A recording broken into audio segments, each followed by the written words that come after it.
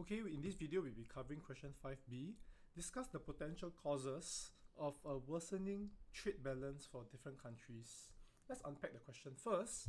So the start point here I think is fairly obvious, is the potential causes, right? So the causes is left vague. The question didn't give you any because the generation of the cause, the ideas, are from the student. So your job is to think of what the potential causes may be. Okay, what's the end point? The end point is to worsening of trade balance. So what is a trade balance? Really, that's your balance of trade, revenue minus import expenditure. When the term worsening is used, it means this x minus m on the whole falls. So there are two reasons why that may be. It could be because your export revenue itself falls, or your import expenditure falls. Of course, it could also be both. So when you understand the question's endpoint as being x minus m falls, and you know that there are two reasons why x minus m can fall, it's a lot easier in terms of structuring your essay. Okay, just to clarify, because here it doesn't say it's a deficit or surplus, but it doesn't matter because worsening is always going to be true. So what do I mean? So if let's say you assume that previously the trade balance was in surplus, it can still worsen, and if it worsens, it means there's a smaller surplus. If the trade balance was previously in the deficit, it just means that the deficit is larger. But either ways, it will be a worsening. Okay, so this argument of x minus m increasing and decreasing and increasing respectively is going to hold true. Okay, so if you know this to be the end point, it really is very useful in the essay planning process. For me, I think a very logical framework for the essay planning would be this series of steps. First is your introduction, and the second point is your main first body point or first body idea, which is really focusing on explaining how export revenues may fall. Then the third point here is focusing on how the import expenditure may increase. For each of these, your points 2 and points 3, you can choose to have one or two causes. It's fine. Minimally, you need to have at least one. So one, and then maybe if you're running short of time, cause 1 will be for this body paragraph 2, then cause 2 will be for this body paragraph 3. That's for breadth, right? But of course, if you have the luxury of time and you can afford to write more, then you can squeeze in cause 1 or 2 and then 3 or 4. Okay, and then after that, once you have presented all the various causes, go ahead and have an evaluative conclusion. Of course, we have consistently been teaching you evaluation is not just in the conclusion itself. You can do in-body paragraph evaluations as well. Okay, of course, most of it is your essay planning and style, so that depends on you. So let me just give you a few tips. I think this essay structure itself is not difficult to see, but just take note that the end point here is stated the balance of trade worsens. Okay, so you don't actually have to talk about balance of trade improving. Some of you might be tempted to think, but then shouldn't the antithesis be why my balance of trade may improve or my trade deficit or surplus may improve? That's not necessary because the question itself doesn't require it. It really set a very fixed endpoint. So that's not an antithesis or even relevant for the essay. You won't be awarded by giving causes for improvement. Then what is breadth? The breadth here is in terms of the causes, the various causes here, here, here, and here that will give you breadth, and also to focus on the endpoints, be it x or m. That will count as breadth in this essay. Right? There are other things you want to take note of. Some of you might be thinking, okay, but what are some possible causes, or what are some things to use as causes? Well, it's really very general because when they use causes, it can be really anything. And the first thought that should always come to your mind is some form of government policy. In this case, protectionism is the most direct policy. You haven't learned protectionism in like full rigor and detail, but it is just a policy that you can use to affect, that has a great impact on your balance of trade, right? Tariffs, for example, you can think of that and explore how tariffs may affect X minus M. If you don't want to use protectionism, there could also be contractionary fiscal and monetary policy, so on and so forth. Basically, any kind of government policies will have impacts on the macro aims, and in this case, it will also impact the balance of trade. It doesn't have only to be government policies. There could be also issues. So these are just some general changes in the world, or issues that could possibly lead to the effects, right, that we want. So relative inflation or income between countries and its trading partners, changing global demand. So the context of this is, let's say I have a country that produces predominantly a type of good. Maybe I'm a major steel exporter, but then due to the changing technology and the changing taste and preference and the methods of production, the demand for steel either increases or decreases, either ways. And that will affect how much steel the world wants to buy from my country. And because steel is such a big export of my country, it will affect my export revenue. So that's an example of this point. Of course, another point could be competitiveness, whether my country still remains competitive relative to another country who can maybe produce the exact same export as I do, but cheaper. Okay, so these are very pertinent issues that may affect the X or M. Your job is to select these points and identify them and then explain how they affect X and M. I will go through a little bit on how to develop the point for X and M later on. Within the body, the analysis itself, I'll give you some tips on what counts as a robust analysis. But before that, I think we secure our breadth first. Okay, so this is still on the essay planning perspective on the choice of points. The best breadth of points here, because the question actually, if you take a look, requires you to comment on different countries, right? The causes of worsening balance of trade for different countries. So you have to include somewhere in your answer multiple countries. The best way to do this, and this is the ideal body structure, right? So here would be your point 2, here is your point 3. Remember, your point 2 is about how export revenue may fall, and then your point 3 is about how import expenditure may increase. But you have, and then we said we have two causes, right? The two causes, if you want to go as broad as possible to settle all the breadth and the scope of the question, then you choose the causes that are focusing on different countries. So what do I mean by that?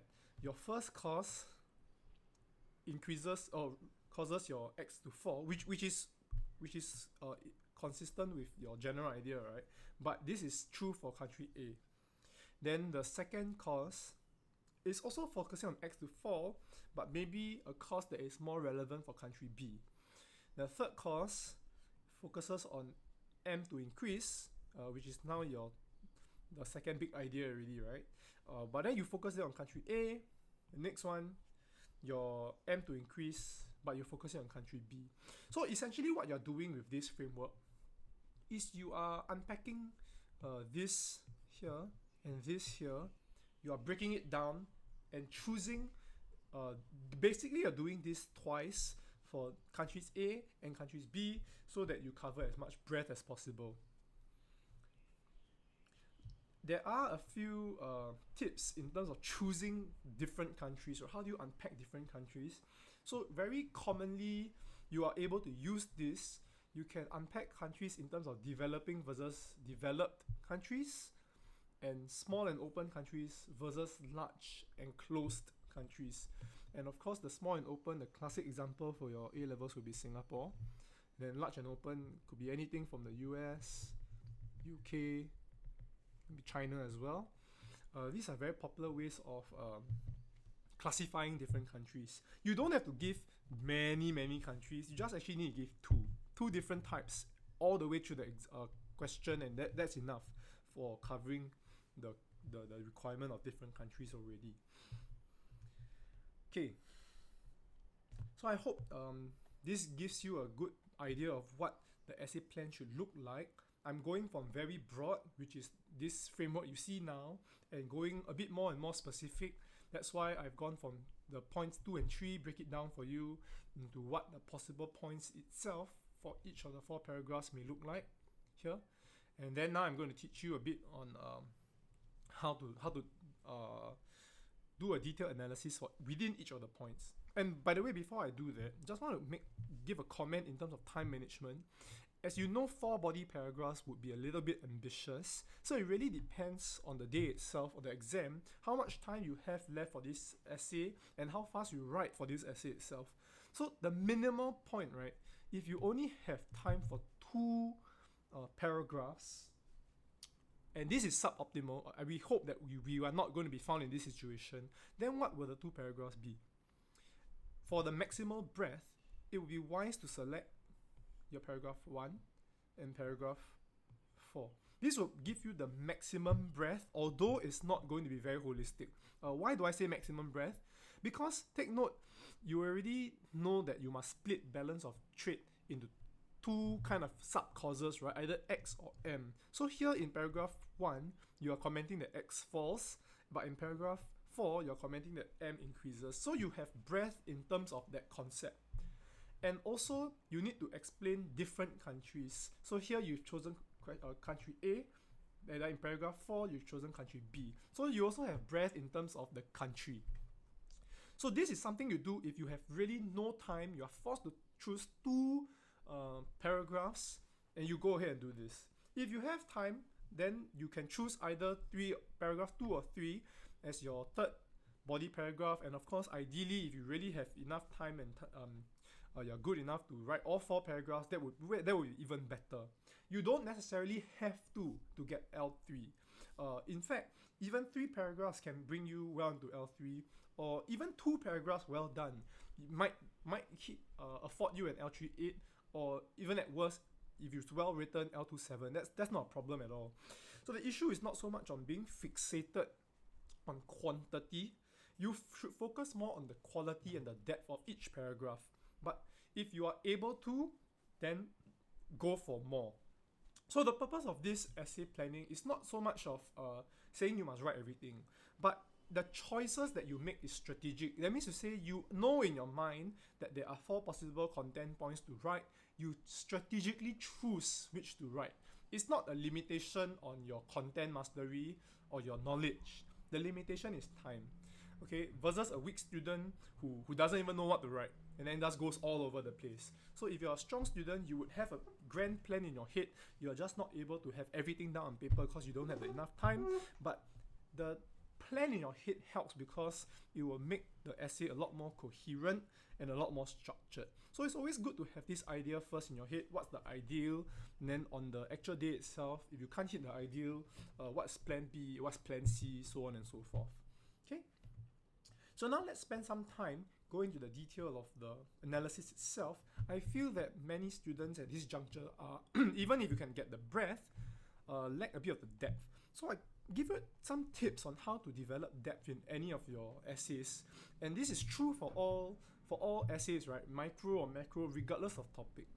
The first tip is actually to plan backwards. And then the second tip is to use as much economic concepts as possible. Okay, the subject to time constraints I've already elaborated, so I'm not going to talk about it more. So I give you an example for this question. Of course, here in the screen, due to time constraints, I didn't write on the live for you. Of course, that would be ideal, but I've already pre-written everything down. But you just follow my train of thought. I'll guide you through how you use the 2 tips in the writing of the analysis. So the first tip is about beginning with the end in mind. Work backwards. So this is where your essay planning comes in. In your essay plan, already you would know that this is your end point, right? Your balance of trade worsens. And you already work backwards just now, saying what will I need to show in order to conclude balance of trade worsen? It can either be my import expenditure increase or my export revenue decrease. So this point, I'm going to choose to explain X false. And export is revenue, right? So revenue is actually P times Q. So I would know that, okay, if I want to say export revenue falls and P times Q, there are a few ways I can show revenue falls. Either my Q falls, my P falls, or both my Q and P falls. And it turns out that there are a few ways you can actually use Q just fall only, but there will be another issue. You want to have P just fall, or it will be another issue. But here, the issue I've chosen will very likely lead to demand to fall, and demand fall will lead to P and Q both falling at the same time, right? So that's good. And this is a tip also. If you are needing to explain a revenue fall, a very good and unambiguous way to hit revenue fall is not to comment on the quantity demanded, but is to comment on the demand. The reason is because when you talk about quantity demanded, it's a change in price. The prices would fall and the quantity would increase. But then you would need to resolve which one changed by more in order to make a conclusion about revenue ultimately changing. So there's a bit of ambiguity there. It's a bit wiser to just choose an unambiguous issue, which is just demand fall, because when demand fall, both P and Q falls, revenue falls for sure. So it's a bit easier to explain. Okay, and now that you know demand falls, you really have a good enough starting place to start your analysis, right? Why would demand fall? Any one of the demand factors. In this case, because I want to choose a government policy, then I would know that it is easier to link it. The government policy in macro is usually focusing on R and Y as the effect, so it's easier to choose the demand factor as a fall in income. And the fall in income is due to R and Y falling. Why would R and Y fall? And then from this onwards is your ADAS analysis. So your contractionary fiscal policy is your issue in the ADAS model. Through the interaction of the ADAS, which is the analysis, you can explain why R and Y falls, which is the effect of your ADAS. Then, from there on, you can go on to the demand-supply analysis.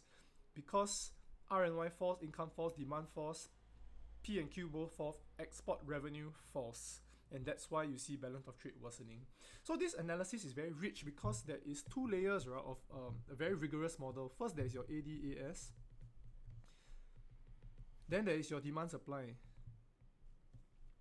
right? And all of these concepts are rich, as in they are concepts, you see, they're not just descriptive.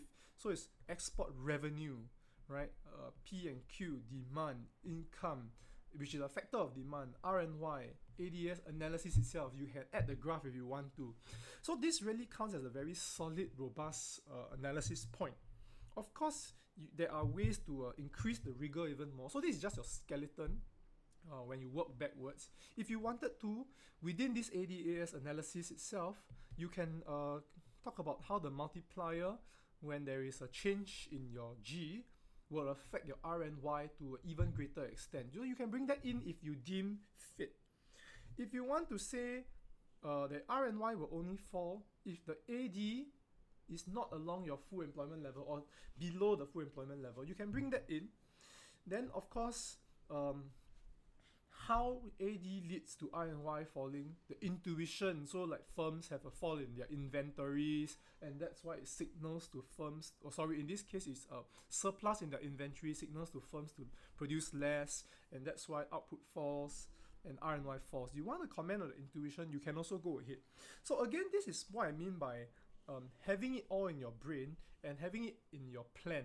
Whether or not you write it depends on whether you have the time. If you don't write all of this additional rigor, you're not necessarily wrong. You have to choose which part of the rigorous ADAS analysis to use that is the most relevant for this essay. Okay, there will always be trade-offs. So if you are lacking time, I give you an example. In this case, I wouldn't really be talking about multiplier, because yes, it's true that the multiplier will affect R and Y, but I'm not really so much focusing on the extent of R and Y changing. I just want to focus on the direction. So why talk about R and Y changing to a very great extent, unless I plan to use it in the evaluation. But in this case, I don't, so I wouldn't talk about the multiplier. But this point about the AD, where AD is on the AS is a very valid assumption, and I think I will talk about it, because if my AD is very far up on my LRAS, even if my AD falls, it may not really be my RNY falling as well. Okay, so I think this is valid. Would I talk about the intuition for how AD affects RNY? Yeah, I would, because I think this is more pertinent to the direction of change. So these are the choices of what I add in my rigorous analysis. Of course, this is assuming I have the full amount of time for this question B. So if I have 20 minutes left for this question, I'll use so much rigor. But let's say if I'm caught, now I only have 10 minutes because I spent a bit too much time on the previous questions and I have no time, I need to rush, then I may not choose to include this point after all, right? Because this point will take me quite a little bit of time, and that time can be better spent developing my breadth paragraph. Okay, so all these are strategic. You have to work on the spot to think of what to include and what not to include depending on the amount of time. But what is the comfort, at least when I was a student, the comfort is that when you have all this in your brain, at least the thing that's limiting you is not a lack of knowledge, you see. It's a lack of time, and the choices are strategic. Okay, I keep saying this, the choices are strategic. So the difference in the essay for a strategic student versus a student who is weak in content is the clarity. The clarity of the essay would be very much stronger for a strategically chosen essay, and also the points that are elaborated are relevant. Okay, and that really helps set your essay apart. Even if it's not fully wholesome, the points that you do mention are directly relevant, and that would help you achieve as much marks as you can as possible. Okay, so this is just an example of detailed analysis, this idea of working backwards. I feel that is a very useful tip, because every time, or not every time, but mostly when students struggle in the analysis, in being descriptive, is because they don't pin down the endpoint.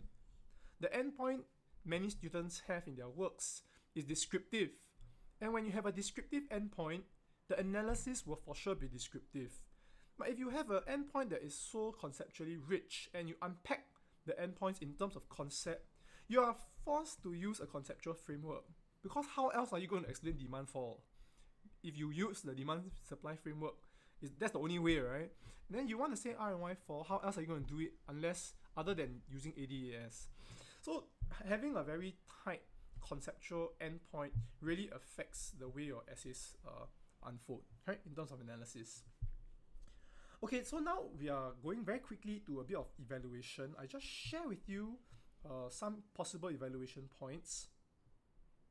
In this question, useful evaluation could be to have a judgment. So which cause is most significant or likely to cause the worsening of the balance of trade, and of course why.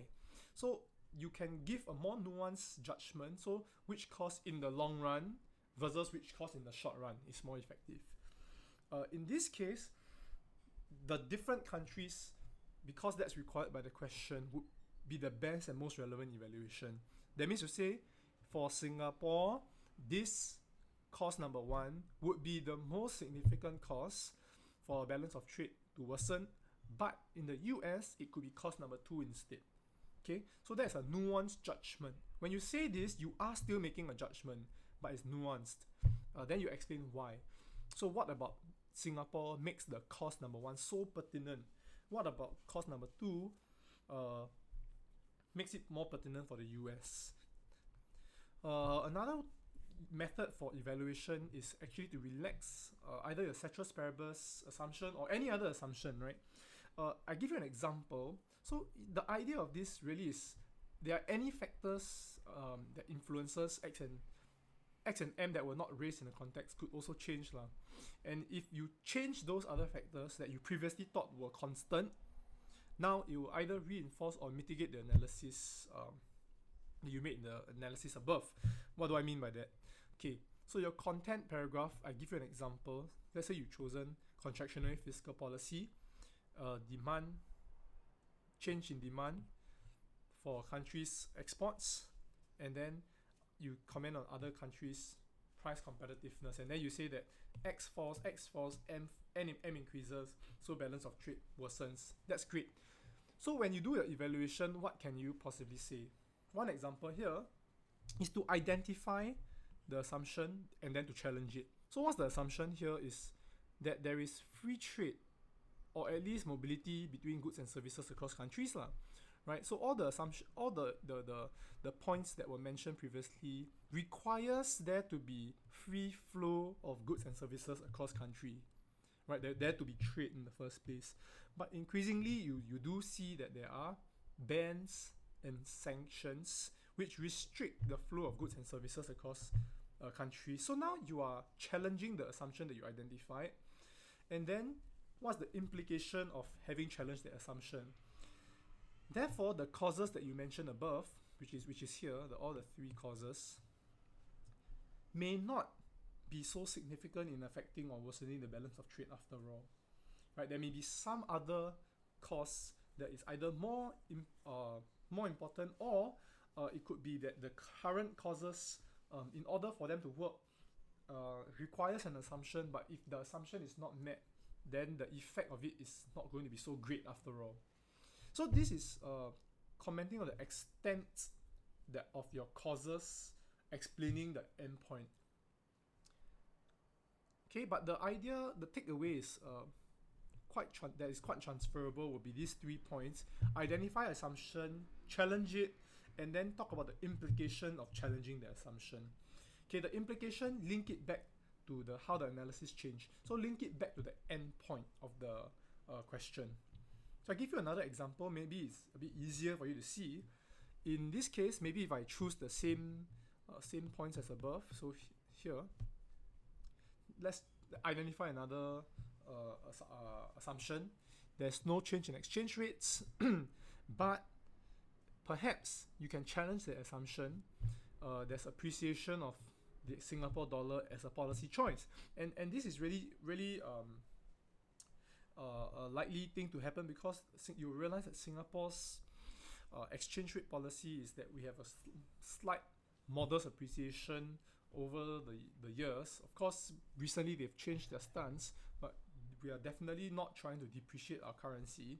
And if that's going to be true, then your export expenditure, actually, despite all the negative aspects that we mentioned above, why your export revenue may fall, here, due to this factor, it may cause the export revenue to increase instead. So it may be that this issue of the exchange rates will be able to mitigate the X falling. In fact, if the exchange rates appreciate enough and then can increase your X enough, it may even offset the other factors that lead to a fall in X revenue. So you can mention how this is an assumption that is now challenged, and the implication of that, which is the effect, right, is actually maybe your X don't fall, maybe your X increases instead. Okay, so these are ways you can use for evaluation, and it's a transferable idea. So relaxing certain assumptions to comment on either the direction of the analysis in the content paragraphs or the magnitude of the analysis in the content paragraphs. How these two changes when you relax an assumption. That's a very powerful evaluation tool. Okay, I know this video is very long. Sorry about that. Thank you for tuning in. That's all I have.